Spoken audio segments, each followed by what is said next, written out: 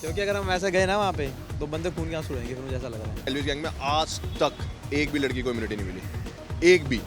और आगे भी देख लेना, एक ही वोट आउट बचा है। और बोलता है फेम खाऊ, नाले सुट के सुपरस्टार बनाया है, बहुत हो गया, अब और नहीं सुन सकता। बस भाई साहब, भाई माइक बंद करो। अभी भाई कैसे हैं आप दोनों? बहुत बढ़िया, एक नंबर। आप बढ़िया, आप बताओ आप कैसे हो? मैं भी बहुत अच्छा हूँ और बहुत अच्छा लग रहा है आप दोनों से मिलके। भाई जिस तरह से मैंने बताया अभी यार कि रोडीज में बहुत धमाल मचाते हुए नजर आ रहे हैं। फॉलो कर रहे हो आप इनका शो? हाँ, अरे दिल्ली गैंग का मेंबर है भाई साहब, तगड़ा भी देखना, पटक पटक के आएगा सबको।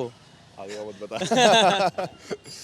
मनु आप क्या कहेंगे शो की? अगर मैं बात कहूँ तो शो के बाद में क्या फीडबैक, क्या रिस्पॉन्स लोगों का भी आपको मिल रहा है? स्टार्टिंग में तो थोड़ा बहुत हेट आ रहा था क्योंकि लोगों को लग रहा था कि भाई कुछ कर नहीं रहा बंदा, इतना हाईएस्ट बिड पे गया है। लेकिन मेरे को लगता है कि कोई भी रियलिटी शो होता है वो एक पर्सनैलिटी शो है, तो जब लोगों को रियल पर्सनैलिटी दिखी तो अब बहुत ज़्यादा प्यार दे रहे हैं, इतना प्यार दे रहे हैं मैंने एक्सपेक्ट ही नहीं किया था कि यार इतना सपोर्ट करेगी ऑडियंस। और अच्छा लग रहा है कि हाँ चलो, एक जो लोग मेरी रियल साइड देख रहे हैं और वही दिखानी थी मुझे। मेरा मेन फोकस यही था कि भाई मैं वहाँ पे जाऊँ और लोग देखें कि मन्नू चौधरी कौन है other than a power lifter. एक उसी के साथ में अगर एक चीज़ और मैं कहूँ, एक ट्रोलिंग की बात होती है जो एक दूसरे के फैंस जो होते हैं वो एक दूसरे को करते हैं। किसके फैंस इस वक्त सबसे ज़्यादा ट्रोल करते हुए आपको नजर आ रहे हैं, जो आपको लगता हो? इस समय तो मेरे फैंस ही ट्रोल कर रहे हैं बाकियों को। क्योंकि इसके असली दुश्मन हम बैठे हुए हैं। मेरे को ट्रोल ये करते हैं, बाहर की जरूरत ही नहीं है, बाहर वालों की जरूरत ही नहीं है, हम ही हैं। ये जो कहते हैं ना ट्रेंड, तो मैं दिल्ली गैंग में हर एक बंदा हेट ट्रेंड है। हम आपस में इतनी हेट देते रहते हैं कि हमें बाहर की हेट से फर्क ही नहीं पड़ता। मैं कहा इससे बुरा तो हमने घर पे सुना हुआ है, ऐसी वाली सीन है। तो कोई ट्रोल नहीं कर रहा यार। देखो नॉर्मल चीज़ें होती हैं, अगर 5 लोग अच्छी चीज़ें बोलेंगे तो 5 लोग गलत चीज़ भी बोलेंगे, तो वो ट्रोलिंग नहीं है, वो बस लोगों के ओपिनियन है। और वो आपके ऊपर है कि आप किसके ओपिनियन लेना चाहते हो। अगर आप अच्छे लेना चाहते हो तो अच्छे लो, बुरे लेना चाहते हो तो आप बेवकूफ़ हो, बुरे लो ही मत कभी दिल पे। आपने कभी नहीं सोचा रोडीज में जाने का? ना भाई, हम जाएंगे तो ऐसा जज जाएंगे। मैंने भी यही बोला था। हमारी थिंकिंग बहुत ऊपर वाली है। आपको पता है रोडीज में ऑफ कैमरा मैंने को बताया था ना, मेरे से डायरेक्टर्स वगैरह जो वहाँ के प्रोड्यूसर्स है पूछने आए कि आ रही है याद। मैं कहा किसकी? कहता है दिल्ली गैंग की दे रही। मैं कहा यार बहुत याद आ रही है मेरे को। तो कहते उनको भी बोल कभी आए। मैं कहा वो जज आएंगे सीधे। मैं कहा वो नहीं आएंगे कंटेस्टेंट। तो ये वाला सीन है ये। क्योंकि अगर हम वैसे गए ना वहाँ पे तो बंदे खून के आंसू रहेंगे, फिर मुझे ऐसा लग रहा है। वही, अगर मैं यही सोच रहा था कि वहाँ पे मोस्ट ऑफ द टाइम अभी आप देखोगे तो सोलो चार्ज करते हैं लोग वहाँ पे, मुझे मतलब अकेला करने की कोशिश करते हैं साइड में।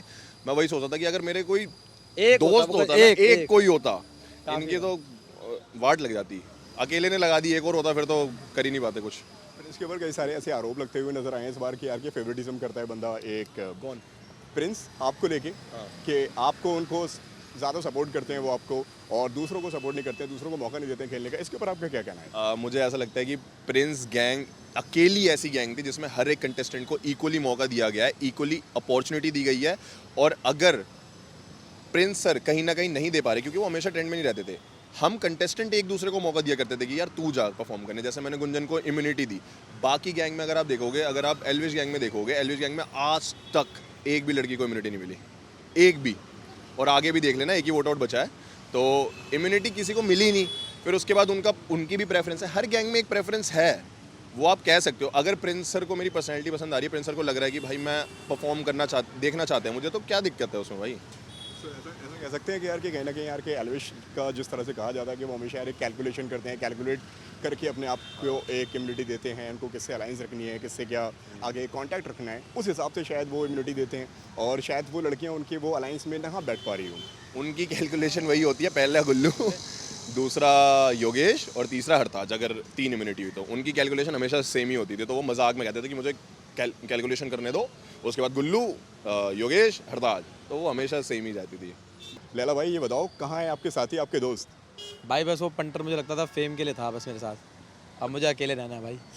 मुझे दिख गया उसकी असलियत है, सबके सामने मुझे टट्टा बोलता है और बोलता है फेम खाऊ, नाले सुट के सुपरस्टार बनाया है, बहुत हो गया, अब और नहीं सुन सकता। बस भाई साहब, भाई माइक बंद करो। बढ़िया लगा। ओके मनु भाई, थैंक यू सो और मच। कई सारी बातें हैं, कई सारी कभी वक्त मिलेगा तो हम आराम से बैठेंगे। लेकिन एक चीज़ और मैं इसमें जानना चाहूँगा, रोडीज के विनर को लेके इस वक्त बहुत ज़्यादा चर्चा चल रही है। ऐसा कहा जा रहा है कि यार कि कहीं ना कहीं गुल्लू जो है वो शो जीत गए हैं।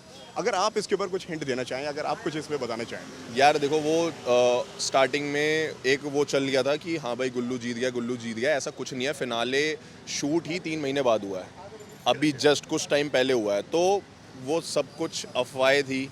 बहुत लोगों की अपने अपने चल रही थी कि हरताज कह रहे थे हरताज जीत गया, मेरे वाले कह रहे थे मैं जीत गया। जो जिसका फेवरेट है वो उसको लेके हाइप बना रहा था कि ये जीत गया। तो वो जब रोडीज आप खत्म होगा तभी आपको पता चलेगा कि कौन जीता है कौन नहीं जीता। और होपफुली आपको देख के अच्छा लगे कि जो भी जीता है वो आपको लगे। इसमें एक चीज़ और मैं जानना चाहूँगा, इस बार गैंग लीडर्स जो हैं आपस में बहुत ज़्यादा भिड़ते हुए नजर आ रहे हैं, बहुत ज़्यादा लड़ते हुए नजर आ रहे हैं। कभी प्रिंस और एल्विश लगे, कभी ऐसा कहा जा रहा है कि एक और उनके पीछे बहुत बड़ी लड़ाई हो गई है।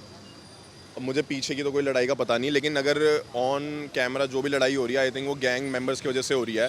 और अगर वो अपने गैंग मेंबर से इतना ज़्यादा कनेक्टेड है तो कहीं ना कहीं हमें भी अच्छा लगता है कि यार वो हमारे लिए लड़ाई कर रहे हैं। उनका कोई पर्सनल ऐसा कुछ नहीं है कि यार वो लड़ना चाहते हैं, पर वो अगर हमको लेकर लड़ाई कर रहे हैं तो वो शो में इतना कनेक्टेड है जितने हम हैं, क्योंकि हमारी भी लड़ाई होती है। तो अगर गैंग लीडर्स की लड़ाई हो रही है तो कंटेस्टेंट की भी लड़ाई होना बहुत कॉमन है। लास्टली जाते जाते जो भी कहना चाहें दर्शकों से, जो भी आप बोलना चाहें आपके अंदाज में। मैं बस ये बोलना चाहता हूँ कि शो देखो, जिसको पसंद कर रहे हो उसे सपोर्ट करो, जिसको पसंद नहीं कर रहे हो उसको हेट मत दो, बस पसंद नहीं कर रहे हो तो छोड़ो। बाकी रोडीज़ ख़त्म होने वाला है, उसके बाद hopefully you will guys see me only on competing in power lifting. क्या टीवी से जुड़ा हो क्या? टीवी से जुड़ा हुआ कोई और प्रोजेक्ट कोई आने वाला है? अभी तक तो कुछ प्लान नहीं है, अगर कुछ आगे होगा तो आपको पता लग ही जाएगा। क्या आने वाला है आपकी तरफ से टीवी पर, कब दोबारा नजर आने वाले हो, अगर इसके बारे में अगर बात करें तो? टीवी में अब मुझे ऐसा लग रहा है कि मैं नेटफ्लिक्स या वेब सीरीज में दिखूंगा आपको सीधा। लेटेंट तो कैंसिल हो गया आपका वाला? लेटेंट भाई भगवान हमारे साथ था ना, इसलिए कैंसिल हो गया, वरना बच गए हम भी, वरना क्या कर आए थे उस एपिसोड की अगर मैं बात कहूँ तो?